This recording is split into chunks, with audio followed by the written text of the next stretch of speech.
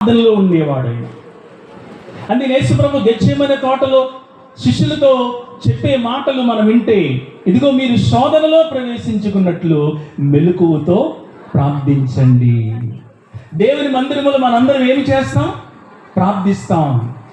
అయ్యా, నా భర్త రక్షించబడలేదు, నా భార్య రక్షించబడలేదు, నా పిల్లలు రక్షించబడలేదు, నా కుటుంబము రక్షణ పొందలేదు అని కన్నీరు కార్చి ప్రార్థించి విలపించి ఉపవాసం ఉండి ప్రార్థన చేయటం వల్ల మన కన్నీటి ప్రార్థన, దేవుని మందిరములు చేసిన ప్రార్థన ఆయన ఆలకించి మన కుటుంబంలో ఉన్న వాళ్ళందరినీ ఆయన రక్షిస్తాడు.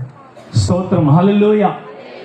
నేడు ఇంటికి రక్షణ వచ్చి ఉన్నది. యేసు ప్రభు జక్క ఇంటికి వెళ్ళినప్పుడు యేసు ప్రభు చూడండి, ఆ ఇంటికి వెళ్ళిన వెంటనే రక్షణ పొందుకున్నారు వాళ్ళందరూ. కనుక దేవుని మందిరములు